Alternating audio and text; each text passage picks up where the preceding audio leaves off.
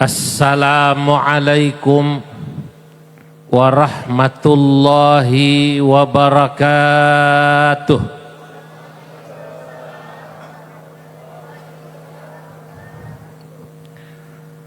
Alhamdulillahilladzi ja'ala nahdhatal ulama jam'iyatan tayyibatan mubarakah.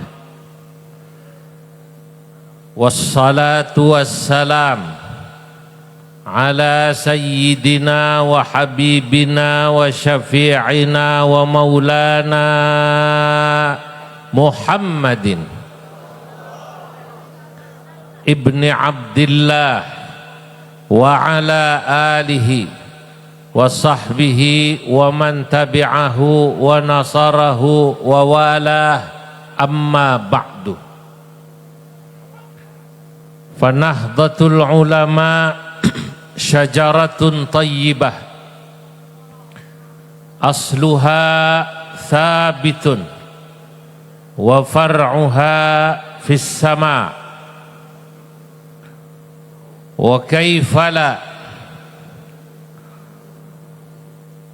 wa qad tataharraku biharakatiha abna'u hadhil jam'iyyah faharakatuhum liru'yatihim bi anna hadhil jam'iyyati ussisat lihimayatil kauni wa bina'il hadarah. Hadratal muhtaramin, para alim ulama, para masyayikh, wabil khusus Rais Syuriah PCNU Kota Tasikmalaya, Pangersa Kiai Haji Aban Bunyamin, beserta seluruh jajaran Syuriah yang saya mohon maaf tidak bisa menyebut satu persatu namanya, Ketua MUI, serta juga para pengasuh pesantren yang hadir, yang sama-sama kita hormati muliakan Bapak PJ Wali Kota yang tinggal 20 hari lagi. 20 hari ya? 10 hari, Masya Allah. Kata Krisdayanti menghitung hari. Yang sama-sama kita muliakan Ketua DPRD Kota Tasikmalaya, Ketua Tanfidiyah PCNU Kota Tasikmalaya Kiai Haji Dudu, Ketua PCNU Kabupaten Tasikmalaya Kiai Haji Atam, dan Ketua PCNU Kabupaten Ciamis Kiai Haji Arif, seluruh hadirin hadirat yang hadir acara harlah pada malam hari ini, calon-calon ahli surganya Allah. Pada malam hari ini pertama-tama saya ingin sampaikan bahwa PCNU Kota Tasikmalaya dengan seluruh rangkaian acara harlah dari tadi pagi sampai malam hari ini sungguh-sungguh keren dan menyala. Ya. Alhamdulillah, karena acaranya sukses. Saya ikut senang Pak PJ. Sesungguhnya lelah. Tadi pagi saya bersama Gus Sekjen, Gus Saifullah Yusuf yang akrab dipanggil Gus Ipul, membuka Converwheel di Banten. Dari Banten ke Tasik, Masya Allah. Jauh sekali.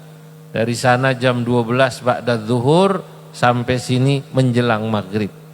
Tapi lelah itu terbayar karena malam hari ini menyaksikan harokah, geliat, gerakan yang dilakukan oleh PCNU di Kota Tasik khususnya dan kabupaten-kabupaten sekitarnya. Hadirin yang dimuliakan Allah, Hari ini kita berkumpul, malam hari ini kita berkumpul pada acara hari lahir NU yang ke-102. Ini artinya NU sudah berumur seabad, masih bisa bertahan, bahkan kemudian tambah besar pesat. Ini luar biasa. Itu kenapa dalam muqaddimah saya tadi saya katakan alhamdulillahilladzi ja'ala nahdlatal ulama jam'iyatan tayyibatan mubarakah. Segala puji bagi Allah yang telah menjadikan NU sebagai organisasi yang mubarakatan tayyibah, diberkahi Allah. Apa makna berkah? Kita tahu. Berkah itu secara umum maknanya ziyadatul khair fi kulli syai', bertambahnya nilai kebaikan pada sesuatu. Saya percaya kalau NU bukan organisasi yang keramat Pak PJ, itu pasti sudah bubar. Sama seperti banyak organisasi-organisasi yang dibentuk menjelang pilkada dan pilpres. Yang organisasi ini hanya dibentuk menjelang pilpada dan pilpres, bikin relawan, namanya tim sukses. Di Tasik ada yang begitu. Biasanya organisasi semacam ini, ya namanya juga relawan, tim sukses, calonnya kalah sukses, apalagi calonnya menang. Tapi sesudah selesai organisasi ini bubar, wabillahi taufik wal hidayah wassalam. NU tidak. Organisasi ini diberkahi Allah, makanya berumur panjang. 102. Ini bukan umur yang pendek ini. Anggotanya tambah banyak. Saya pernah ke Maroko. Ini saya mau cerita, tapi rahasia, jangan ngomong-ngomong. Pada saat saya bertemu ulama-ulama Maroko, saya jelaskan anggota NU, mereka terbengong-bengong. Itu kalau di negara-negara Afrika, di negara-negara Arab, organisasi seperti kita ini, yang anggotanya dalam survei Al-Fara kurang lebih 57% dari populasi muslim Indonesia, atau ya sekitar 130 juta muslim di Indonesia itu ngaku NU. Apalagi di Jawa Timur, apalagi di Madura, Kiai. Di Madura saya acara semacam ini, kalau ini terang ya kan, di Madura itu gerimis di lapangan, jamaah tidak ada yang pulang satupun. Baru NU-nya keren. Di sini kalau nanti saya lihat ada yang pulang, berarti tidak keren. Gerimis, mereka pakai plastik sampai saya selesai pidato. Subhanallah. Di situ saya percaya kalau orang Madura NU semua. Jangankan orangnya di Madura, sapinya saja NU. Madura itu sapinya saja NU Pak PJ, apalagi orangnya. Saking kuatnya NU.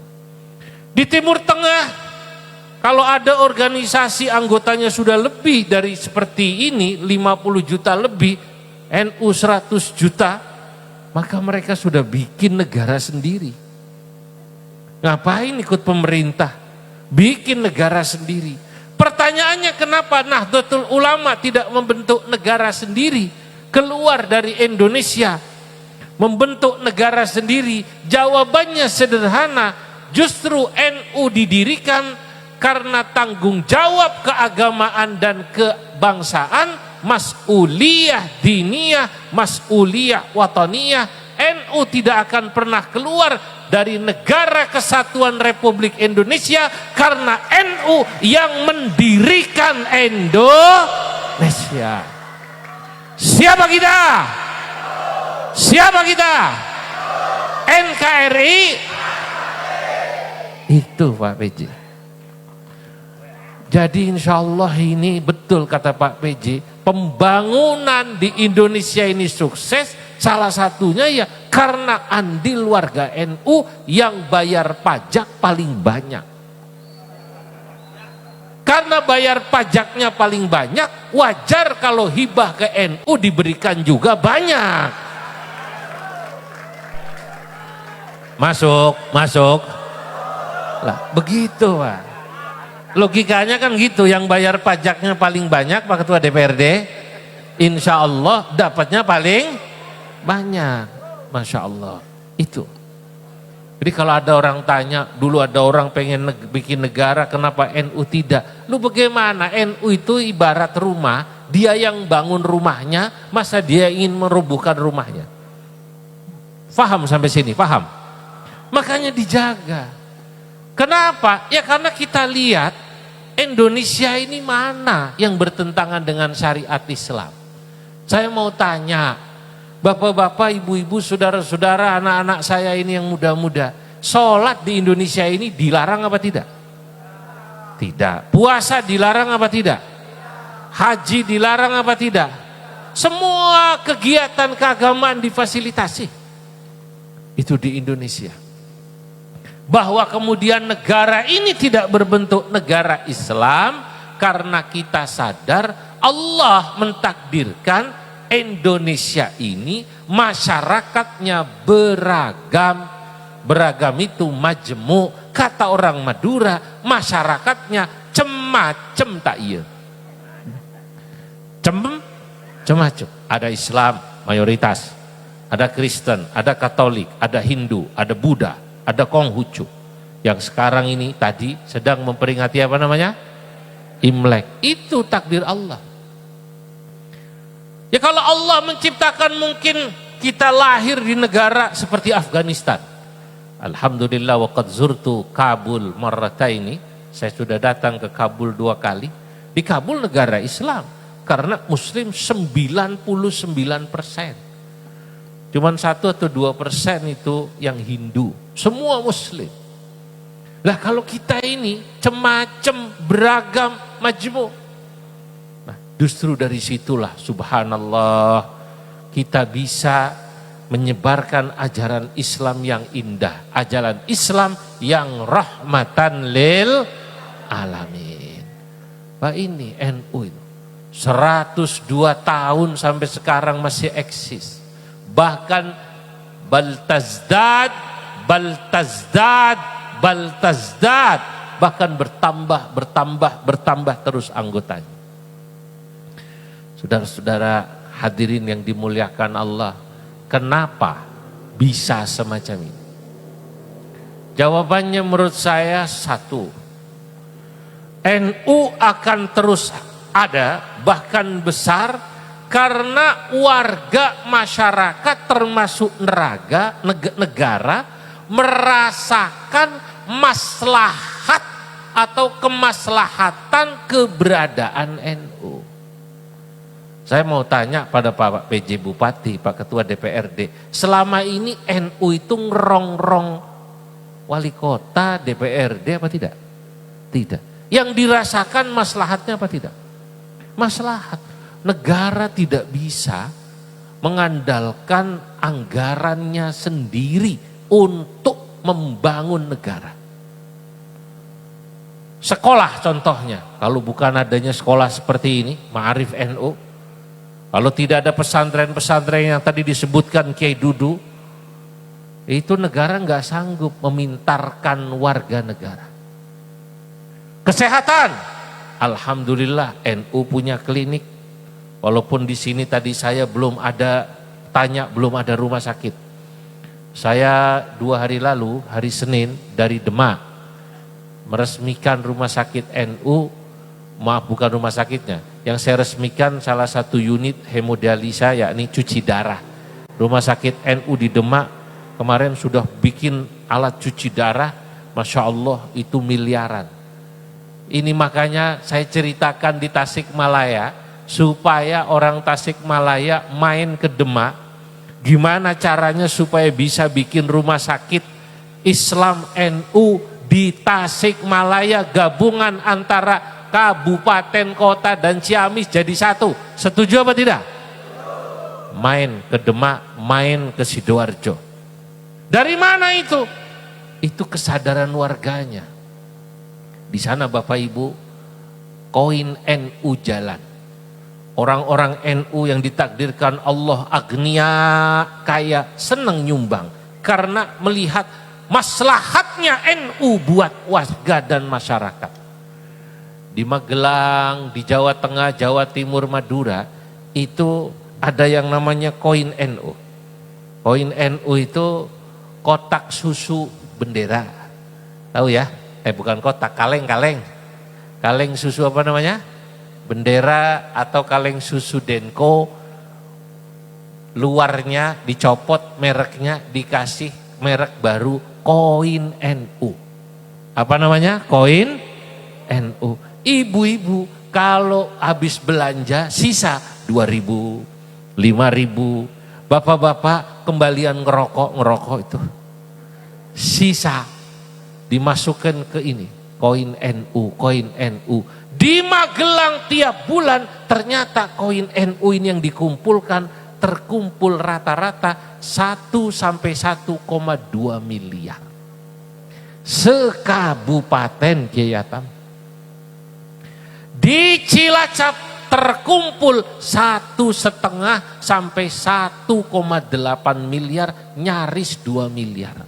Maka kantor NU di Cilacap, di Magelang, tingkat MWC tidak ada yang jelek. Bahkan tingkat ranting, saya datang sendiri di Cilacap, di Kroya. Ada kecamatan di Cilacap namanya Kroya, Sanes, Korea, Sanes. Apa? Kroya, Masya Allah, punya Raudhatul Atfal, punya sekolahan madrasah ibtidaiyah. Di situ bikin acara yang hadir ribuan, padahal yang mengundang tingkat ranting. Kalau saya hitung saingan ini sama ini. Ini kan tingkat kota, Pak. Di Cilacap, Kroya, tingkat apa namanya? Ranting. Bansernya 200. Tingkat ranting, bansernya berapa? 200. Sengaja saya ceritakan ini. Supaya kemudian NU di Tasikmalaya, Ciamis bangkit semangat meniru bagaimana NU di wilayah-wilayah lain yang maju. Harus bangga, Pak. Jadi kemudian punya rumah sakit, nanti kemudian punya universitas yang besar seperti di Malang, seperti di Jogja. Jadi kalau yel-yel PDPKP NU itu atau yel-yel kita selama ini siapa kita NU, itu kemudian supaya bangga. Ini kadang-kadang saya ada ketua NU, baik itu tingkat kota maupun provinsi, bilang pada saya begini, Kiai, alhamdulillah kami warga NU di sini kerjasamanya baik dengan Muhammadiyah. Oh, alhamdulillah, kata saya. Muhammadiyah membangun rumah sakit, Muhammadiyah membangun kampus, NU menyiapkan pasien dan mahasiswanya. Masya Allah. Ini kalau kata santri, minal ngenesin. Ngenes apa tidak? Ngenes. Berarti NU donatur tetap Muhammadiyah itu. Karena yang sekolah di kampus Muhammadiyah, yang jadi pasiennya di rumah sakit Muhammadiyah, siapa? Warga NU. NU cukup punya ambulan di tingkat MWC. Ayo, ini saya ceritakan supaya kemudian kita berpikir bagaimana, apa bisa? Bisa. Kalau kita mau bisa. Sehingga kalau yel-yel mantap. Jangan siapa kita? NU. Rumah sakit Muhammadiyah. Besok lagi jangan undang saya ke Tasikmalaya. Kalau Tasikmalaya belum punya rumah sakit, kalau Tasikmalaya belum punya kampus NU yang membanggakan. Ayo. Loh, ini namanya challenge, tantangan. Supaya apa? Supaya semangat. Betul apa tidak? Lah iya. Bagaimana supaya kita bisa begini? Nah, saya katakan, kalau NU itu berkah, itu jelas. Karena secara umum, tadi saya katakan dia laksana pohon. Fahiya syajaratun thayyibah, asluha thabitun, wa far'uha bis sama. Dia laksana pohon yang mengakar, akarnya ke bumi. Maksudnya apa? NU itu mengakar. Lah ini warga NU semua ini. Jangan-jangan sesungguhnya orang Tasikmalaya, Ciamis, kalau ditanya amaliyahnya semua NU. Kan ukuran NU sederhana. Kalau subuh, lamun subuh kunut berarti NU. Di dia kunut enggak? Kunut. Selawatan berarti juga NU. Menjelang sholat, ya Rabbi bil Mustafa balligh maqasidana waghfir lana ma madha ya wasi'al karami ya nahdatal ulama bawwaba baldatina umdata anfusina a'zim bibahjatiha ya Rabb.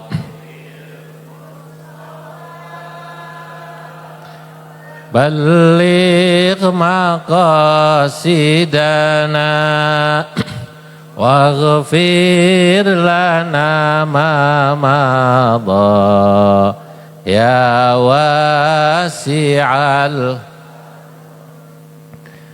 syamsun idza tala'at lam yabdu kawkabuna layla idza kallamat qaisun wa junna biha ya Rabbi bil balligh maqa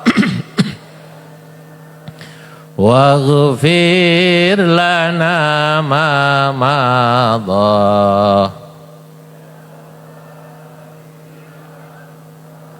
Kalau selawatan berarti NU. Betul apa tidak? Cuman ini selawat NU saya yang bikin dalam rangka 1 abad NU.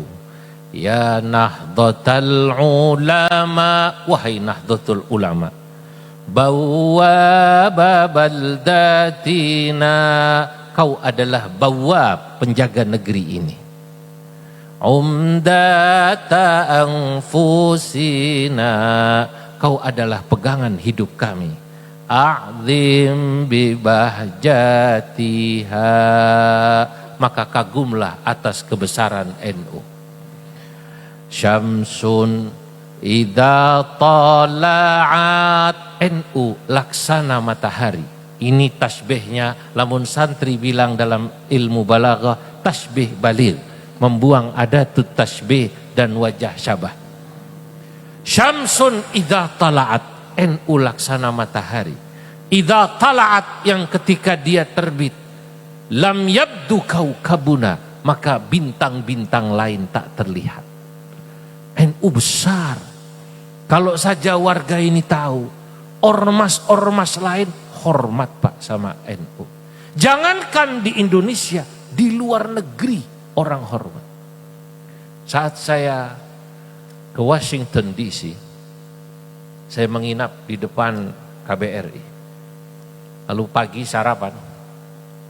Saat sarapan itu, sarapan di situ Masya Allah sedikit. Cuman kopi, roti, ya, kemudian buah. Rupanya di belakang saya ada orang Inggris.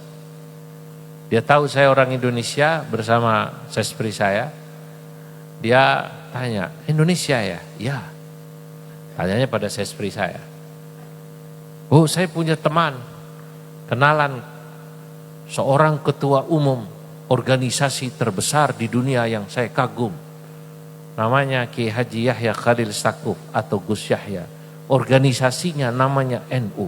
Saya kagum, organisasi itu punya 30.000 pesantren di bawahnya.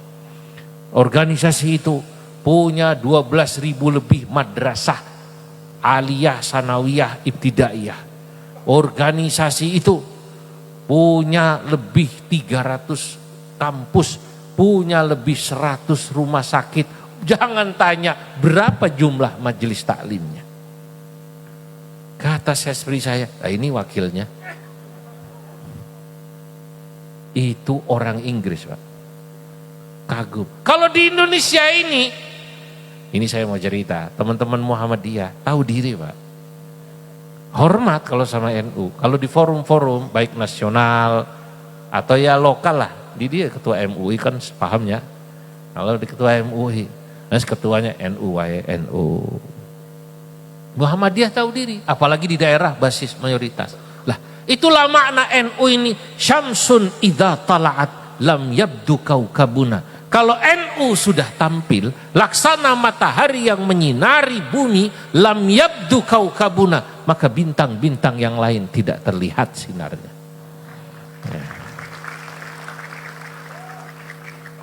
NU itu Laila, laksana Laila yang cantik. Masya Allah. Semua ngaku Laila, cinta sama Laila, Pak. Laila cantik apa tidak? Cantik. Qaisun wa junna biha, Qais pun tergila-gila.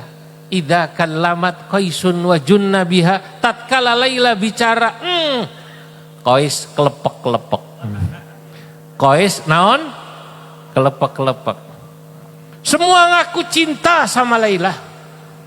Wa kullun yadda'i waslan bi Laila. Wa Laila la tuqirru lahum bidzaka. Semua orang mengaku cinta sama Laila. Pertanyaannya, apakah Laila mengakui bahwa orang itu layak dianggap mencintainya? Semua orang ngaku NU, Pak, terutama kalau pilkada. Betul? Terutama kalau pilek sama pilpres, Pak Ketua Dewan. Abdi juga NU, kakek saya NU. Supaya naon dipilih. Lamun sudah jadi mah kadang-kadang wabillahi taufik wal hidayah. Khidmahnya terhadap NU tidak ada. Lah ini besarnya NU. Lah, pertanyaannya kenapa NU bisa sebesar ini? Tadi saya sudah katakan dalam mukaddimah saya.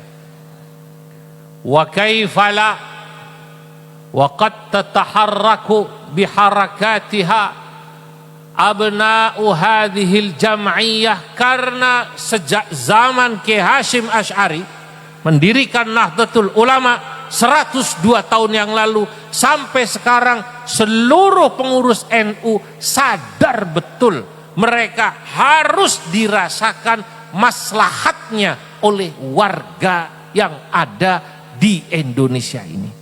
Maka mereka membangun madrasah di bidang keagamaan, merawat akidah umat, agama umat di bidang agama, menjaga faham ahlus sunnah wal jamaah. Dalam kitab saya menulis kitab namanya Tuhfatul Qasi Waddani di tarjamati Syekh Nawawi Al-Bantani. Saya katakan ini dulu yang mendirikan NU semua santrinya Syekh Nawawi Al-Bantani di Banten. Maksud saya di Mekah belajar. Muridnya Syekhona Khalil, muridnya Syekh Mahfud Termas. Saya tulis kitab ini karena saya merasa terhormat. Syekh Nawawi Al-Bantani, nama aslinya Muhammad Nawawi, kakaknya kakek saya. Kakek saya namanya Abdullah bin Umar. Syekh Nawawi Muhammad Nawawi bin Umar. Syekh Nawawi anak paling tua, kakek saya anak paling kecil. Saya tulis, semua belajar itu. sama Syekh Nawawi di Mekah. Dari Garut dulu ada namanya Syekh Hasan Mustafa Al-Qaruti. Al-Qaruti teh Garut. Nisbatnya Al-Qaruti. Ya, dari Bandung, dari tataran Sunda, semua belajarnya di Mekah. Dulu orang Sunda, orang Banten, orang Jawa Tengah, Jawa Timur, Madura, termasuk Asia Tenggara belajar agama di Mekah. Lianna Makkata anadzak, karena Mekah waktu itu al-markazul ilmi warruhi, adalah pusat keilmuan dan pusat spiritual. Orang kalau mau ngaji belajar ke Mekah. Sebelum Syekh Nawawi, dulu orang Arab memandang sebelah mata Pak, orang Jawa nih. Maka ada ungkapan dulu Jawa bakor cena, Jawa sapi. Dianggapnya orang Jawa nggak bisa ngaji kita. Begitu Syekh Nawawi ngarang kitab, orang kaget, orang Jawa pinter-pinter. Kalau sekarang kan orang Arab suka ngeledek ibu-ibu, bapak-bapak yang umroh haji. Kalau lagi lewat di toko, Haji Siti Rahma mampir, murah-murah. Betul apa tidak? Begitu nawar, Indonesia bakhil. Betul ya? Indonesia apa namanya? Bakhil. Yang sudah bisa bahasa Indonesia. Yang nggak bisa bahasa Indonesia, Siti Rahma, Haji Siti Rahma, kudungan, sorban, khamsa real, ditawarkan 5 real, dilihat tangannya. Orang Tasik mau nawar 2 real, bingung, bahasa Arabnya 2 real apa? Untung ingat sholat subuh, dia bilang, wan, rok'ataini. Maksudnya riala ini dia bilang apa? Rok'ataini, yang dagang paham, Tasik cina. Kata dia, la, 3 rakaat fardhan lillahi ta'ala, Allahu Akbar. Begitu Syekh Nawawi ngarang kitab berubah. Begitu muridnya Syekh Nawawi namanya Syekh Hasan Mustafa Al-Qaruti mensyarahi kitabnya gurunya Syekh Nawawi. Kata Syekh Hasan Mustafa Al-Qaruti, amarani syaikhi al-marra ba'dal marrah. Guru saya memerintahkan pada saya bukan sekali saja, bolak-balik untuk mensyarahi kitab beliau. Maksudnya mensyarahi kitabnya Syekh Nawawi. Akhirnya saya iakan perintah guru saya. Fasammaituhu bisyadaratil jummaniyah ala syarhil lum'atin nuraniyah. Ada kitab namanya Syajaratil Jummaniyah. Ini kitab dulu pernah dicetak, tapi kemudian dicari lagi tidak ada, Pak. Tapi ini ditemukan dalam manuskrip yang ada di Timur Tengah. Nah, nanti dalam kitab saya Tuhfatul Qasi wad Dani, itu yang tercatat saja, yang pernah dicetak saya tulis ada 45. Total kitabnya Syekh Nawawi ada 104 kurang lebih. Dari mana saya tahu ini? Yang bilang muridnya orang India, namanya Syekh Abdus Sattar Ad-Dahlawi. Saudara-saudara, Mbah Hasyim Asy'ari belajar sama Syekh Nawawi di Mekah 2 tahun. Wa huwa fi nu'umati syababi. Waktu itu Syekh Hasyim Asy'ari masih muda, umurnya sekitar 20-an. Wa Syekh Nawawi hina dzak wa ana dzak fi awakhir umri. Sementara Syekh Nawawi Al-Bantani waktu itu umurnya sekitar 81 tahun. Nggak sepuh, mirip pangersa Kiai Haji Aban Bunyamin ini. 81-nya Mbah, kurang lebih. Masya Allah, moga-moga beliau sehat terus. Indonesia berkah, ini karena masih ada kiai-kiai sepuh yang seperti itu. Mukhlisin. Kalau ustadz-ustadz muda ini sih ya namanya juga ashabul proposal. Keramatnya agak kurang. Nggak tahu kalau ketua PC. Kalau kiai-kiai sepuh itu keramat. Lah saudara-saudara, Kiai Hasyim Asy'ari belajar tentang tanggung jawab keagamaan dan tanggung jawab kebangsaan dari siapa? Ya dari guru-gurunya yang di Mekah, termasuk Syekh Nawawi Al-Bantani. Begitu pulang bikin madrasah, bikin pesantren. Maka dalam kitab saya tadi saya sebut, saya katakan, wa minhum man assasal madrasata wa harrakal kifaha wal hurriyata Muhammadiyah qul bidahlan tashar wa nahdatun bihashimin qad ishtahar. Wa minhum, dari murid-muridnya Syekh Nawawi saat belajar di Mekah, begitu pulang ke Indonesia, man assasal madrasata, membangun madrasah, membangun pesantren, menyebarkan faham aswaja ahlus sunnah wal jamaah. Makanya kalau ditarik, kenapa kok kesimpulan 57 lebih penduduk muslim Indonesia ngaku NU, sisanya bukan NU tapi aswaja juga. Lah iya, orang Muhammadiyah dia pasti ngakunya Sunni bukan Syiah, betul apa tidak? Lah iya, PUI ngakunya Sunni. Ayo Persis kalau dibilang Syiah nggak mau, saya juga Sunni, cuman beda-beda dikit tapi intinya sama.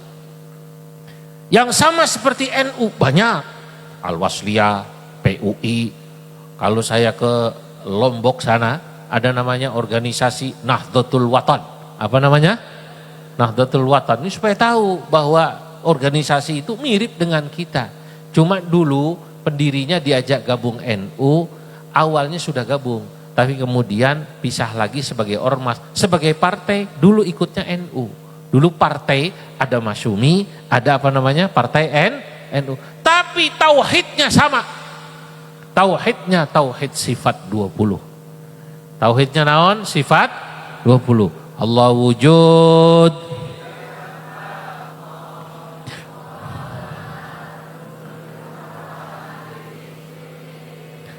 qiyamuhu,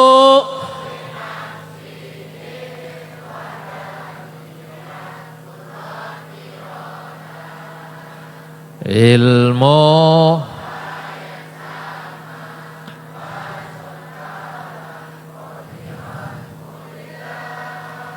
aliman, basiran. Fikihnya sama, madhabnya Syafi'i. Secara umum subuh kunut. Ya kalaupun tidak kunut, maka mereka masih bermadhab seperti saudara-saudara kita. Ya, tidak kunut itu juga bermadhab, ngikutin madhab Hanafi, ngikutin madhab Hambali. Ini tanggung jawab keagamaan namanya. Wa minhum man assasal madrasata, bangun pesantren. Maka kenapa NU disebut pesantren besar? Dan pesantren yang tadi disebut oleh Kiai Dudu, ketua PCNU, adalah miniatur NU. Miniatur itu bahasa Arabnya surah musagharah. Naon?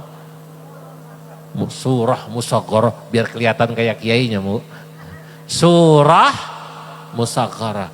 Maksudnya apa? Kalau Anda mau melihat NU, datanglah ke pesantren. Seluruh fikrah, cara berpikir NU, baik itu dari sisi tauhidnya, fikihnya, maupun tasawufnya, termasuk yang kemudian melatar belakangi sikapnya. Ya, NU itu lentur, tekaku, tidak kaku. Kenapa? Ya karena kiai pesantren mengajarkan begitu.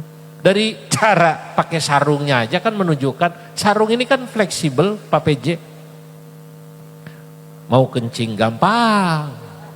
Betul apa tidak? Makanya kiai-kiai NU, Pak PJ, beda sama ASN. ASN mah anaknya dikit. Kalau Kiai NU rata-rata banyak. Ya karena praktis, simple. Betul ya begitu. Saudara-saudara hadirin, itu. Ya itulah kenapa kok saya bisa begini. Ya, saya kalau ditanya saudara kita Muhammadiyah, saya bilang saudara kita. Wahabi saya bilang saudara. Kenapa? Karena Wahabi masih baca syahadat. Selama orang baca syahadat, rukun Islamnya sama, rukun Islam imannya sama, berarti Islam. Man shalla salatana wastaqbala qiblatana wa akala dhabihatana fadzalikumul muslim. Catatin hadis sahih. Barang siapa orang yang sholat sama seperti kita, sholatnya 5 waktu sama, subuhnya sama. Saya mau tanya, sholat subuhnya Muhammadiyah sama NU, rokaatnya sama apa tidak? Sama. Bedanya cuma naon? Kunut, beda tipis. Berarti fadzalikumul muslim. Saudara kita itu, saudara seagama. Wahabi juga sama. Kalau dia Kristen Pak, saudara kita juga, saudara sebangsa. Kalau kita bertemu orang di luar negeri, bukan Islam, bukan juga Indonesia, saudara juga. Saudara apa? Saudara sesama itulah ajaran NU. Maka kalau ada orang jatuh naik motor, kalau mau nolong apa perlu kita tanya agamanya? Tidak perlu. Kita tanya kota Tasik apa kabupaten? Gak perlu. Kalau ngaspal jalan iya. Kalau lewat wilayah bisa kena, betul apa tidak? Tapi masa harus ditanya, ada orang jatuh naik motor, gedebu. Maaf Pak, Islam bukan? Alhamdulillah. NU apa Muhammadiyah? NU Pak, serius. NU-nya PKB apa Gerindra?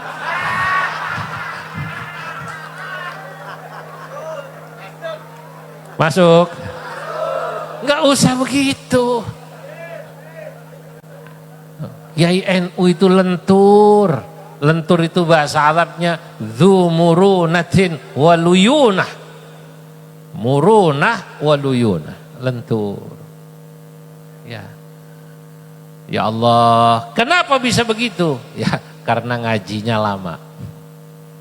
Mbah Hasyim Asy'ari ngajinya lama. Kiai pesantren ngajinya lama. Percaya enggak salah? Percaya. Percaya sama saya. Al-alim idza tasa'a ilmuhu wa fikruhu ittasa'a sadruhu. Orang itu kalau alim, bacaannya luas. Kitabnya tidak hanya madhab Syafi'i saja. Madhab Hanafi, Maliki, Hambali dibaca semua. Ya. Bukan saja kitab-kitab yang bermadhab yang sama-sama Islam, bahkan dia pelajari juga itu. Agama-agama lain, budayanya, cara berfikirnya. Orang semakin luas bacaannya, ittasa'a sadruhu, maka hatinya luas. Semakin luas pergaulannya, kalau kata anak muda sekarang, ngopinya jauhan. Ngopinya apa? Jauhan. Ittasa'a sadruhu, dia punya hati luas.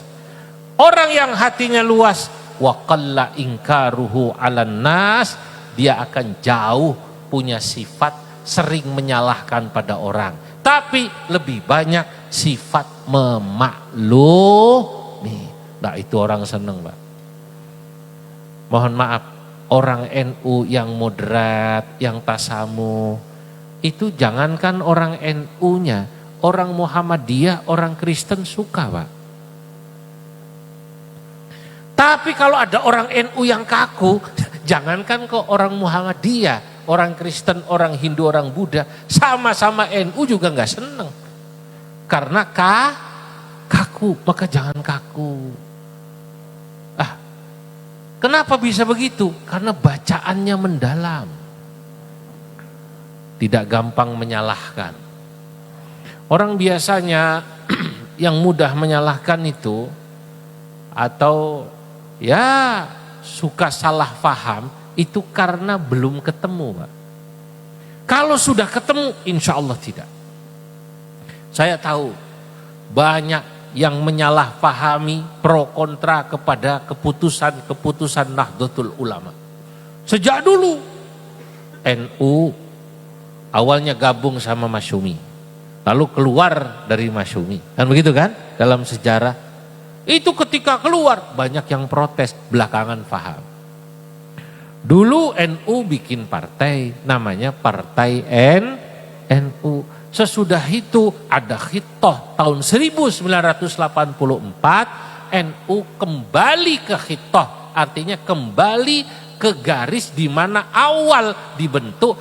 NU tidak masuk pada kegiatan politik, tapi NU fokus pada kegiatan diniyah ijtimaiyah, ngurus urusan agama, sosial kemasyarakatan. Gus, NU mah fokus bikin sekolahan, bikin rumah sakit, ngurus ekonomi umat. Sebab jujur Bapak Ibu, kalau bab agama sebenarnya NU sudah cukup. Banyak pesantren, yang kurang warga NU ini satu, bab ekonomi. Betul? Kalau ada ayat alladzi at'amahum min ju'in wa amanahum min khauf. Surat naon ya? Surat naon? Li'ila wa amanahum min khauf. Bab keamanan geus dipegang TNI Polri, Indonesia aman. Alhamdulillah. Alladzi at'amahum min ju' ini belum, Pak. Karena ternyata penerima bantuan sosial dari Kementerian Sosial, PKH, yang banyak warga NU, Pak PJ. Berarti warga NU rata-rata belum selesai dari alladzi at'amahum min ju'. Saya itu bisa mengukur. Orang yang rajin hadir begini ini ngaji, itu biasanya catatan saya itu umumnya orang susah, Pak. Dari wajahnya kan kelihatan. Orang kaya itu diajak ngaji begini susah, betul apa tidak? Ya. Nah ini PR kita. Loh betul, ini PR orang NU, Pak. Kenapa? Ya karena warga NU 70% pedesaan, 30% perkotaan. Walaupun kalau di total yang di perkotaan warga NU tetap lebih banyak. Muhammadiyah terbalik. Muhammadiyah ya 70% di kota, 30% naon di daerah. Maka orang mungkin melihatnya ya orang Muhammadiyah kaya-kaya yang di kota. Tapi sesungguhnya kalau dihitung aset NU, dihitung semuanya jadi satu. Seluruh Indonesia termasuk yang ada di pesantren-pesantren, insya Allah masih banyakan NU. Karena jumlahnya juga warganya banyakan NU. Di Jawa Timur itu kalau ada 10 orang naik angkot, itu 7-nya NU. Berarti rata-rata susah orang naik angkot. Paham apa tidak? Lah, ini makanya harus jadi pertimbangan pemikiran. Makanya NU fokus di sini, tidak masuk di partai politik. Itulah khitah. Sampai sekarang NU menjaga jarak yang sama ya kepada seluruh partai politik. Begitu Pak Ketua Dewan. Ya. Dan karena NU tidak boleh dimiliki oleh salah satu partai politik. Gak boleh NU punyanya partai A, partai B, tidak. Kenapa NU tidak boleh dimiliki partai Gerindra, tidak boleh dimiliki partai PKB, tidak boleh dimiliki partai PDI, tidak boleh dimiliki partai-partai yang lain? Karena Nahdlatul Ulama saya yakin jauh lebih besar daripada partai-partai itu semua, saudara. Lah iya, NU jauh lebih besar. Makanya kalau ada orang merasa dia punya kekuasaan, lalu dia bisa ngatur NU, ngatur-ngatur NU. Berarti orang ini meremehkan Nahdlatul Ulama. Orang ini tidak paham NU. Orang ini tidak paham terhadap Indonesia, saudara-saudara. Paham apa tidak? Nah iya, tapi kita baik semua. Saya bilang kepada seluruh pengurus NU, warga NU, Anda harus baik semua. Sama PKB baik, sama Golkar baik, sama Gerindra baik. Kenapa? Karena ya mereka ini punya tugas masing-masing. Sama PJ baik, sama ASN baik, sama TNI Polri baik. Karena kita sama-sama hidup di Indonesia dalam rangka ingin sa'adatud darain, bahagia di dunia, bahagia di akhirat. Ini banyak yang gak paham. Apalagi kadang-kadang gak paham dengan tokoh-tokohnya. Saya tahu dulu almarhum Gus Dur ya sering ada pro kontra. Ada kiai-kiai yang gak paham itu dulu. Gus Dur pidato di gereja. Kiai pidato di gereja. Pidato loh ya. Pidato nih Bu, pidato. Bukan yasinan di gereja, bukan. Kalau yasinan di gereja ya bukan dosa, bukan. Sholat juga boleh, tapi buat apa? Dulu Gus Dur pada saat jadi ketua umum ada yang lapor pada gurunya, Rais Am PBNU namanya Mbah Kiai Haji Ali Maksum Kerapiak Jogja. Kiai, itu kok Gus Dur ya kok pidato di gereja? Lalu bener, Drahman bener. Jadi Kiai Ali Maksum kalau manggil Gus Dur Drahman. Orang Jawa Abdurrahman. Udah bener Drahman. Loh kenapa Kiai? Loh kapan lagi kita bisa bercerita tentang indahnya Islam pada orang Kristen, pada orang Katolik? Dikasih kesempatan pidato di gereja, pidato. Jelaskan tentang indahnya Islam. Siapa tahu dengan begitu, satu, ada yang dapat hidayah, alhamdulillah.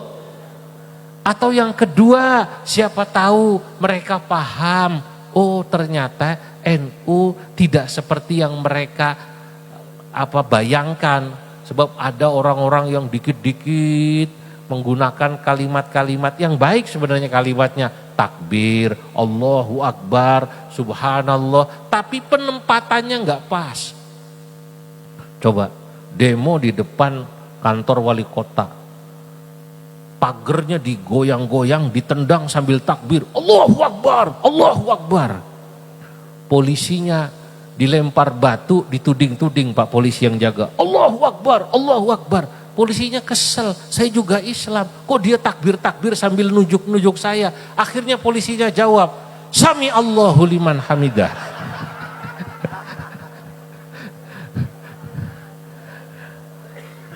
Jadi ini karena kesalahpahaman Pak. Loh, dengan begitu orang yang tadinya salah paham jadi ngerti. Oh gitu ya tujuannya. Iya. Belum lama ini ada Munas NU di Banjar sini. Banjar Ciamis, Citangkolo. Keputusannya adalah dalam hal fikih kewargaan atau fikih warga negara. Nah, bahasa Arabnya fiqhul wataniyah. Ada pertanyaan begini soalnya, boleh apa tidak orang non muslim, Hindukah, Buddhakah, atau Kristenkah, Katolikkah, Cinakah, nyalon wali kota, nyalon bupati di Tasik? Pertanyaannya begitu, boleh apa enggak nyalon? Boleh apa enggak? Ya itu hak dia. Kalau milih apa enggak mah warga juga pada pinter. Betul apa enggak? Udah ngerti Pak di Indonesia ini. Ya. Lah maka waktu itu NU menjawab dalam hal fikih kewargaan, semua warga negara punya hak sama di mata hukum, di mata negara punya hak dan hak yang sama, punya hak mendapatkan pendidikan, bekerja, punya kewajiban yang sama, bayar pajak. Maka diputuskan dalam konteks fikih kewargaan sebenarnya tidak ada warga kelas 1, Islam kelas 1. Tidak ada istilah warga kelas 2. Kalau ketemu orang Kristen, awas lu, kamu warga kelas 2. Orang Cina, kamu warga kelas 3. Tidak ada, Pak. Dalam fikih ini, semua sama. Paham? Tidak boleh kita dalam konteks fikih keluargaan ketemu mereka di jalan, kafir lu, kafir lu. Tidak boleh. Nah, itu diputuskan di Banjar. Tapi dalam hal tauhid, dalam hal pernikahan, kita tahu mereka beda agama. Kita bilang, qul ya ayyuhal kafirun. Ngerti dalam bab tauhid, dalam bab nikah. Ini orang yang gak paham menyerang NU. Gas, ulah NU-NUan. NU mah geus sesat, liberal cenah. Orang qul ya ayyuhal kafirun mau diganti jadi qul ya ayyuhal non muslim. Ini berarti tidak paham. Paham apa tidak? Makanya ketemu, Pak. Tapi saya tidak heran. Saya baca dalam kitab Al-Khairatul Hisan, ditulis oleh Al-Imam Ibnu Hajar Al-Haytami, penulis kitab Tuhfatul Muhtaj, fikih yang paling terkenal di pesantren, kitab Tuhfah. Beliau dalam kitab Al-Khairatul Hisan mengatakan begini, yustadallu binabahatir rajuli minal madhin bitabayunin nasi fihi. Kalau Anda melihat siapa orang yang cemerlang itu, siapa organisasi yang cemerlang itu, organisasi cemerlang, orang cemerlang itu bisa diketahui, kata Imam Ibnu Hajar, sejak zaman dulu, bitabayunin nasi fihi, ketika ada orang yang pro dan kontra pada orang tersebut. Orang semacam Gus Dur berarti orang besar. Kan begitu. Karena beliau belum tahu, dengerin dulu, ketemu. Oh begitu ketemu paham. Dulu Imam Abu Hanifah pertama kali muncul, Imam Auza'i, faqihus Syam, orang yang alim di Syam juga salah paham. Kamu tahu nggak? Ada orang ngawur itu katanya. Manil mubtadi'u minal Kufah. Siapa itu orang yang ngawur itu? Dari Kufah. Yang dimaksud Imam Abu Hanifah. Maklum Imam Auza'i belum ketemu, baru katanya. Bacanya di medsos, fil Facebooki, wa minal YouTubi, wa minal Googli. Nggak ketemu langsung. Imam Ibnul Mubarak yang paham, Imam Abu Hanifah diem. Malah hanya bercerita tentang masalah-masalah fikih yang awisah, yang rumit. Tapi ada orang yang berfatwa hebat tentang ini. Oh gitu ya? Iya. Lama-lama tanya, siapa itu yang berfatwa? Itu Abu Hanifah. Dari situ kemudian orang kagum. Sama dengan NU ini, Pak. Organisasi ini banyak yang salah paham dulu. Ketika Munas Banjar diputuskan. Saya bahkan ketika di Turki, ketika pertemuan ada PPI dan pelajar NU, ada yang tanya, Yai mulai kapan itu? Ayat kul ya ayyuhal kafirun dirubah jadi kul ya ayyuhal non muslim. Begitu saya jelaskan, saya buat satu nazam. Salah satu isi nazam itu dalam fiqhul muwatanah saya katakan, muwatinun la kafirun kul ya akhi abna ajin sikum takun minar rakhi. Muwatinun, sebutlah dia sebagai muwatin. Muwatin artinya warga negara. La kafirun, jangan kau sebut kafir.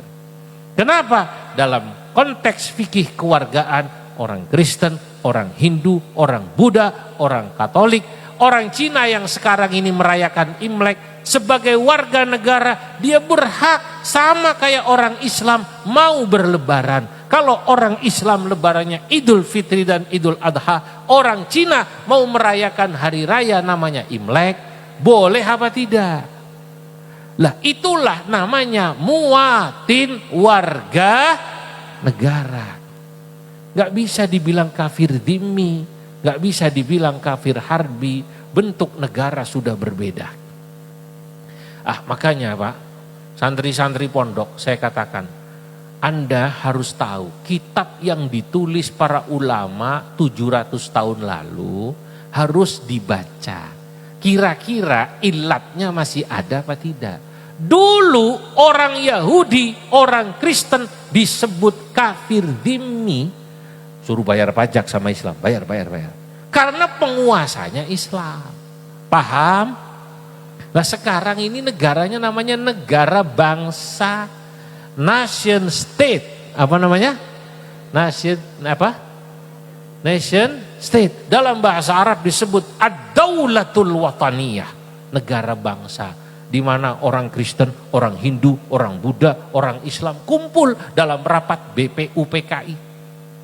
Waktu itu mereka berembuk, kita ini mau bikin negara modelnya apa ya? Tujuannya apa? Orang Islam yang NU diwakili Kiai Haji Abdul Wahid Hashim. Ayahnya siapa? Gus Dur. Orang Muhammadiyah diwakili Mr. Kasman Singodimejo. Orang Cina, orang Arab ada wakilnya. Bung Hatta waktu itu berkata, mewakili suara kebatinan semua yang hadir. Kata Bung Hatta, saya ingin kita ini membuat negara. Kita bisa hidup di negara itu semuanya bahagia. Tidak ada keributan, saling menghargai, saling menghormati. Kata orang Kristen cocok. Kata orang Islam setuju. Kata orang Jawa top. Kata orang Cina ya saya mau. Kata orang Arab saya mau. Buat apa kita bentuk negara kalau dalam negara itu kita ribut terus? Paham apa tidak? Nah mulai ini saya naikkan sedikit ini materi. Ini materi di Lemhanas ini Pak. Paham apa tidak? Nah, berarti kita ini berbangsa bernegara supaya bahagia. Lah sebenarnya itu tujuan bernegara yang juga diajarkan oleh agama kita, agama Islam. Itu tujuan berbangsa bernegara yang diajarkan oleh Nahdlatul Ulama. Karena hidup itu tujuannya itu, li islahir ra'iyah. Makanya lagu Indonesia Raya, asal tahu, itu dalam versi 3 stansa itu bunyinya begini. Marilah kita berseru Indonesia. Marilah kita berdoa Indonesia bahagia. Marilah kita berjanji Indonesia abadi. Indonesia bisa abadi.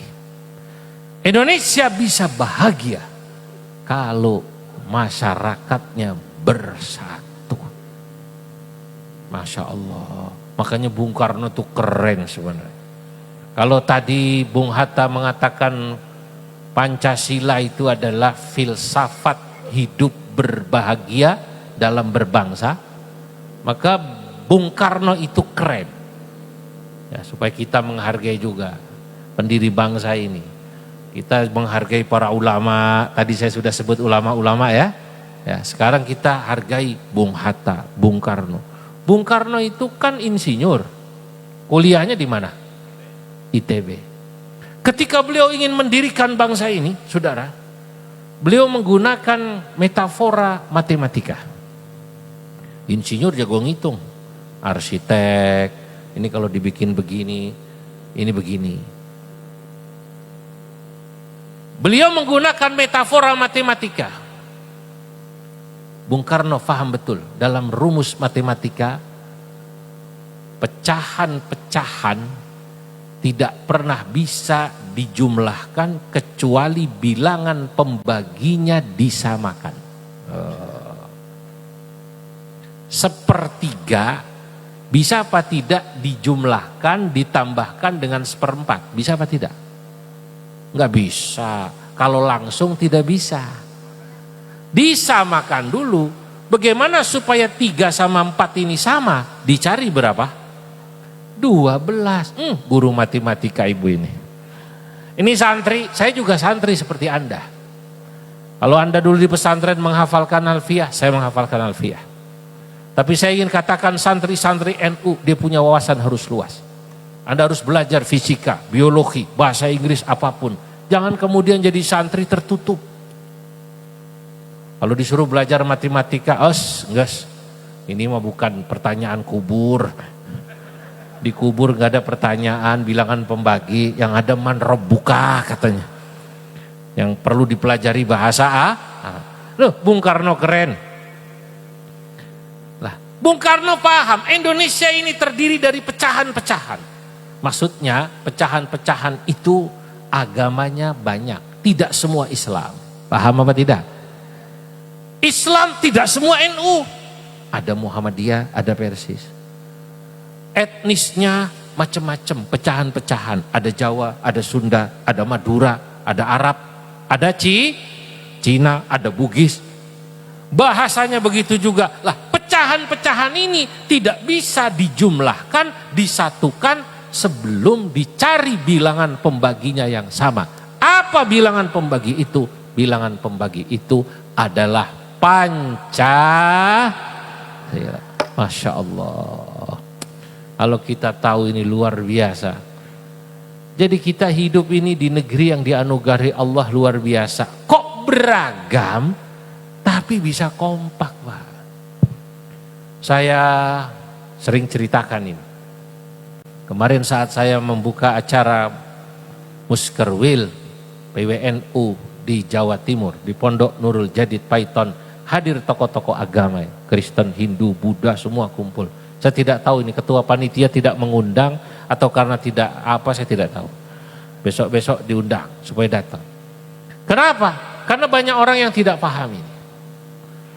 Ketika saya ke NTT, ketika saya ke Papua, terjawablah kemuskilan orang-orang yang selama ini mempertanyakan kenapa banser-banser NU kalau Natal jaga gereja, kalau Imlek jaga tepekong. Paham apa tidak? Kalau Imlek jaga apa namanya? Tempat ibadah wihara. Jawabannya sederhana, Pak. Karena yang mayoritas harus melindungi minoritas dimanapun. Sebab ketika nanti kita jadi minoritas, mereka sebaliknya akan menjaga kita. Kalau kita dilarang mencaci, mencela Tuhan agama lain, maka juga kita diperintahkan oleh Allah menjaga keberadaan agama lain mereka ibadah. Itu semua ada dalam Quran. Wala tasubbul ladzina yad'una min dunillah fayasubbullaha adwan bighairi ilm. Wala tasubbul ladzina, jangan sekali-kali kau caci, kau cela Tuhan agama lain. Kalau orang mau pakai salib terserah, itu keyakinan mereka. Jangan ada ustadz, kiai, pangersa, pidato. Tuhan dipakai jadi kalung, dipakai main bola, kasihan Tuhan pusing. Jangan. Paham apa tidak? Itu keyakinan. Orang Hindu sangat menghormati sapi. Di India, Bapak Ibu, sapi masuk rumah, buang hajat, berak, tidak ada yang larang. Gak perlu kita mencela, itu keyakinan.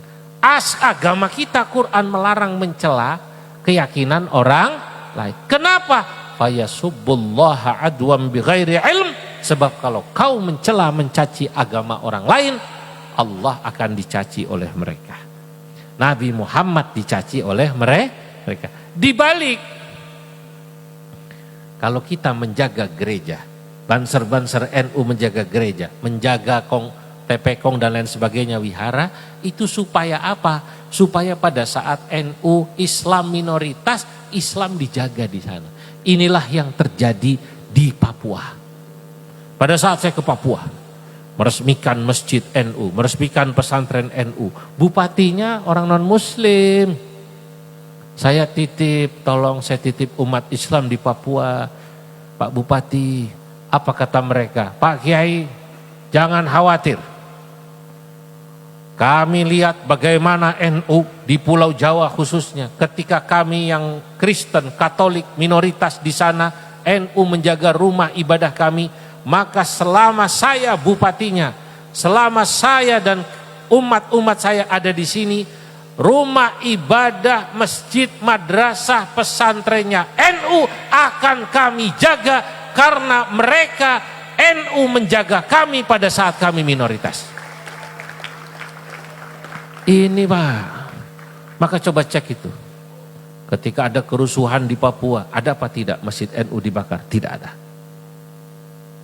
Ini kalau dalam ngaji usul fikih, ada saddud dzari'ah, ada fathud dzari'ah. Walaula daf'ullahin nasa ba'dahum bi ba'din lahuddimat sawami'u wa bi'un wa masajidu yudhkaru fi hasmullah. Saudara-saudara, ya inilah orang banyak salah paham pada NU, pada Banser. Kasih tahu, jawab. Kalau katanya gereja dijaga, pengajian dibubarkan oleh Banser, jawab. Insya Allah jutaan pengajian dijaga Banser. Kalau ada yang dibubarkan, jangan-jangan isi pengajiannya dalam rangka mengancam kerukunan yang selama ini ada di negara kesatuan Republik Indonesia, saudara-saudara. Sebab kalau isinya baik, silahkan orang Wahabi pidato, silahkan ngaji yang lurus, silahkan. Tapi jangan kemudian bikin orang panas, orang disakit-sakitin. Musyrik, neraka sia. Ya panas Pak. Betul apa tidak? Iya. Kalau beda paham silahkanlah. Kita ini kalau ada orang tidak mau maulid Nabi silahkan. Tapi jangan meneraka-nerakakan yang maulid Nabi. Betul apa tidak? Kalau dia tidak mau tawassul, tidak percaya tawassul, orang langsung harus pada Allah, silahkan. Tapi jangan meneraka-menerakakan yang tawassul. Kenapa? Karena lana a'maluna walakum, lana hujjatuna walakum hujjatukum. Kalau pangersa punya dalil, abdi teh juga punya dalil. Sudahlah saling menghormati. Begitu Pak. Nah, insya Allah inilah sikap yang sangat jelas dari Nahdlatul Ulama. Mari sama-sama kita terus bergerak. Sebab saya yakin NU tidak akan hilang dari Indonesia. Tapi saya tidak menjamin NU tidak semakin mengecil-mengecil kalau PCNU-nya, MWC-nya, rantingnya, banomnya, lembaganya tidak bergerak. Sebab man la harakata lahu, siapa termasuk organisasi yang tidak punya harokah, tidak melakukan gerakan, nggak bangun sekolahan, nggak bangun rumah sakit, diem sesudah dilantik, diem, cuman minta SK supaya dapat dana hibah dari wali kota. Ada orang cuman minta